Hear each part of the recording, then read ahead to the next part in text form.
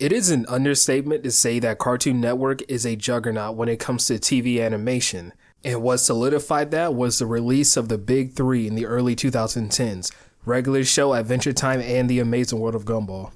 Now, these three shows, they dominated the entire network for almost a decade. But not only were they good shows longevity-wise, but they were good shows, period. They were popular with fans, they met critical acclaim, winning Emmys, and just all around just well-written shows. Unlike some shows at that time.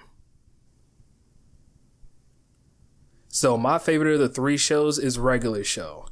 Now, I loved this show when I was a kid, and in my rewatch now, just trying to feel any bit of nostalgia, I realized that this show still holds up. Now, I'm not going to hold you. I'm just asking that you hear me out and just hear my point of view on why this kid's TV show is still great as an adult.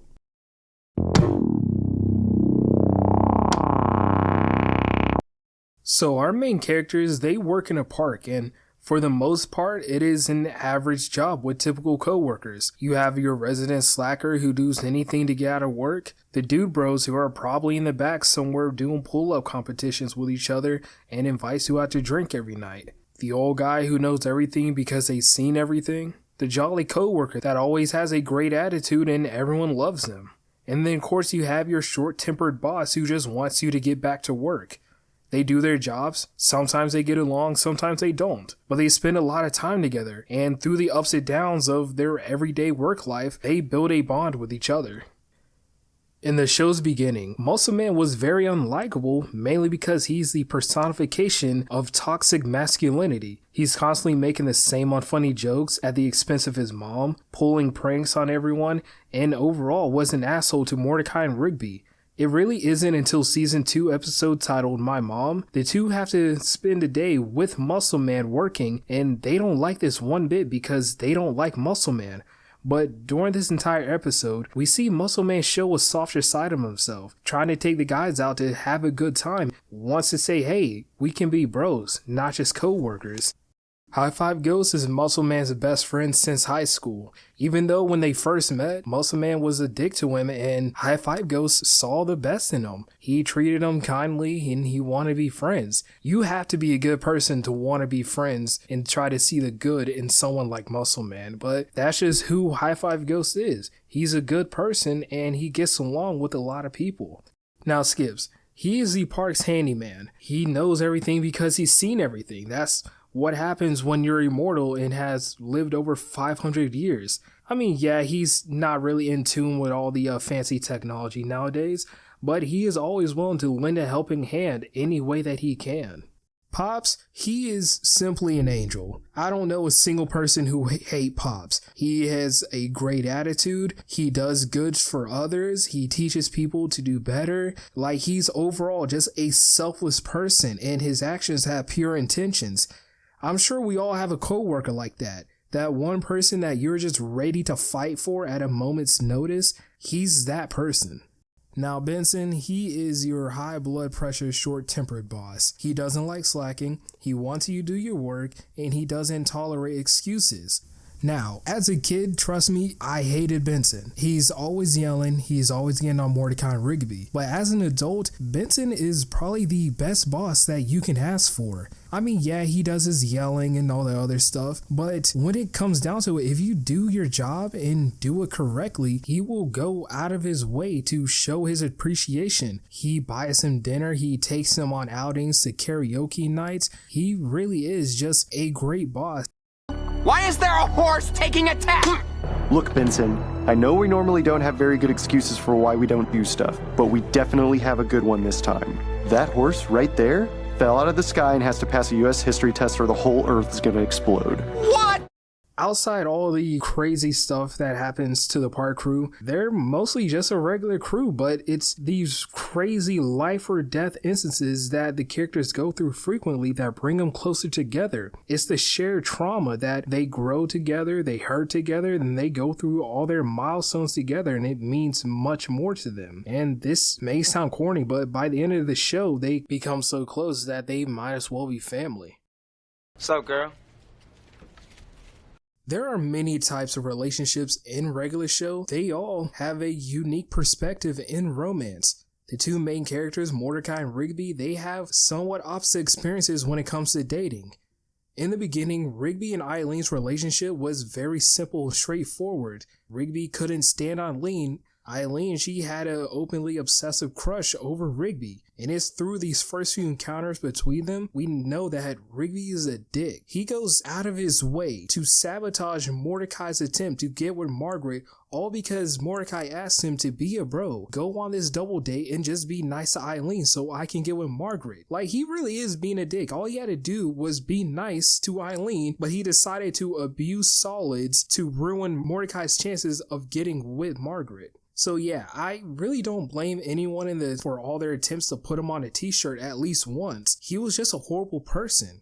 Eventually, Eileen's little obsession over Rigby subsides, since these two are always third-wheeling Mordecai and Margaret's roller coaster relationship. They spend a lot of time together. Because she's not obsessing over Rigby, we can actually see that Rigby's noticing she's pretty cool. I mean, she's really cool. Eileen is incredibly smart. She has wilderness survival skills. She does competitive dance and is really into astronomy. Over the season, Eileen and Rigby become closer as friends, with Rigby even becoming overall a better person because of the help of Eileen, who has always shown support for Rigby in helping him overcome obstacles when he would quit the second it became difficult. Their relationship develops, and it isn't until season 6 finale, dumped at the altar, when we get the bombshell that Rigby and Eileen have in fact been dating. Eileen and I are dating!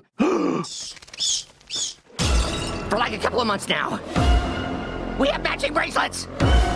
Their entire relationship developed and no one notices because for the most part it happened off camera and authentically. For all we know, Rigby probably just asked her out while grabbing food, and Eileen, who already had a crush on him, just simply said, yeah, why not? And another part of their relationship that I truly like is exploring Rigby's insecurities about himself. So Rigby, he hasn't amounted to anything in his life. He dropped out of high school, he isn't good at his job, and has a reputation for being lazy and unreliable. And so it's because of this he believes that he's not good for Eileen. And behind her back, he makes it a mission to go back to high school and get his diploma. Eileen, obviously upset that he had to go behind her back to do this, she reassures Rigby that she doesn't want nor does she need a smart, overachieving man. She wants Rigby and loves him for who he is. In my opinion, this wholesome moment just solidifies them as the best couple in the entire show. Mordecai! Mordecai! Mordecai's love life, that is a whole video by itself, but I'm just gonna go do a quick rundown for y'all. Mordecai has a huge crush on Margaret, a barista at the coffee shop that him and Rigby go to when they're not at work. For most part of the first few seasons, he is chasing her and failing frequently. But hey, you miss 100% of the shots you don't take. But eventually, after a long battle of airballing every layup that he had because of overthinking and ruining opportunities to make a move, he finally is able to get with Margaret. Look, I'm gonna give you another chance, all right? But you better not back out. No, I swear I'll do it. Okay, go get her, champ. Huh? Mordecai! Where are we? Right where I want to be.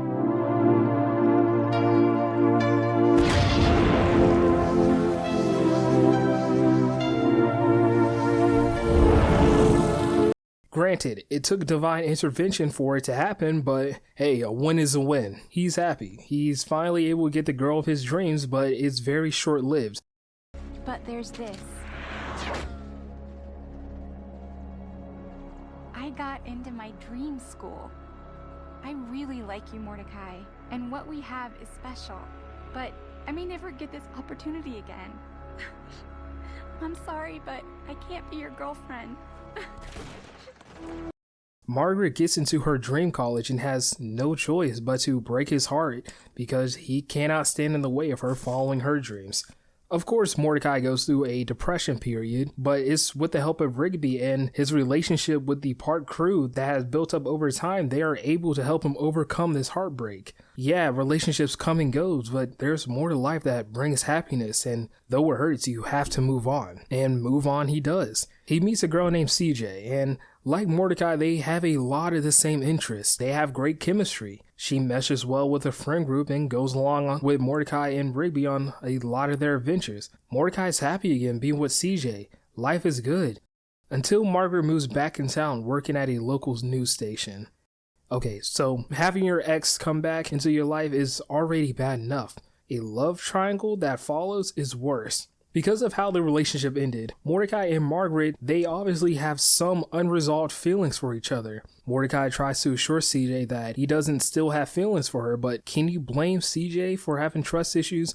The man has spent 3 seasons tripping over himself just trying to get to her. And during the climax of this entire love triangle that's been up and down the whole way through, Mordecai hijacks Muscle Man's wedding. Seriously, he hijacked his wedding. I mean, 99% of people, they wouldn't even do it just off the sheer embarrassment alone. But hey, Mordecai, he's the top 1%. So he inadvertently dumps CJ in front of everyone because he reads a letter from Muscle Man's dad that's supposed to be read to him on his wedding day, talking about you'll know who your soulmate is when you find her. And then here goes Mordecai going completely off script, talking about he has no idea who his soulmate is. You know, for a while, I've been telling myself there's no such thing as soulmates. But now I'm not so sure. Look at Muscle Man and Starla.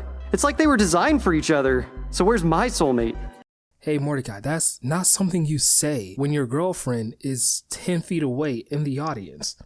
Yeah, he fumbled this massively. This is probably the worst thing he's ever done to a girl. CJ leaves, and that's pretty much the last we see of them because they broke up. I mean, who wouldn't after that? And Margaret, witnessing this entire catastrophic self-destruction, she has enough self-respect that she doesn't go back to him. She instead says, hey, let's just be friends and I'm going to focus on my career. And for once, Mordecai takes Rigby's advice on love and decides that's what he's going to do. He's just going to focus on himself. Mordecai doesn't get another relationship until years later. For the rest of the series, he is single and he's doing just what Rigby told him to. Focus on himself. Later in the show's run, while Mordecai and Rigby are goofing off, Mordecai, he asks Rigby, what are we doing with our life? And he goes on to explain that they haven't really achieved much and all they've been doing was working a low-end park job and wonders if that's really the best that they can do. And that statement really stuck with me because I've asked myself the same question. Is this the best I can do?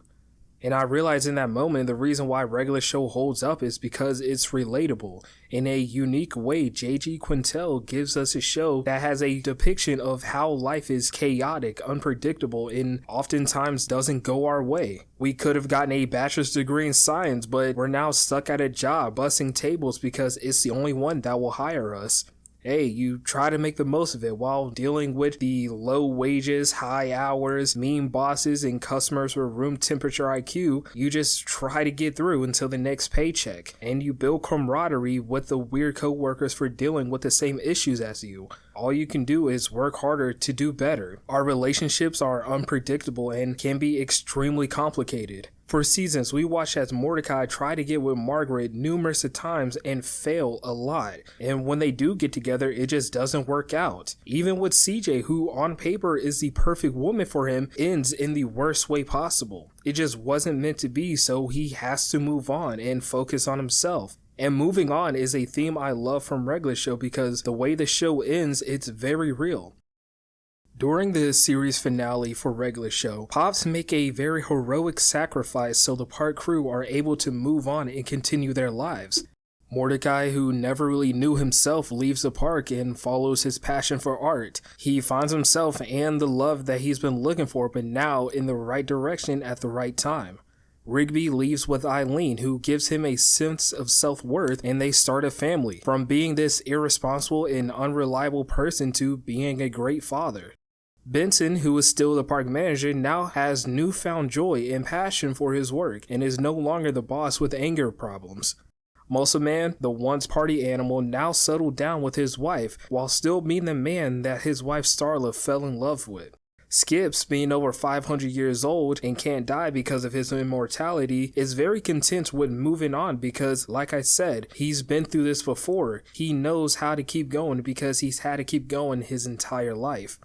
High Five Ghost, the park's designated sidekick and nice guy, is now touring the world with his partner as DJs, having his own story for once. And Pops, whose sacrifice reminds us that life will bring chaos, but to roll the punches and find camaraderie with those in the same boat to help move on from what was to what can be. Man, I can't believe it's been 25 years. Yeah, I wish Pops could have been here to see this. Well, if it wasn't for him, we wouldn't have this. Yeah. Hey, do you think those old video games are still in the shed? Yeah, we should check it out for old cart's sake. Whoa! I can't believe we used to do that.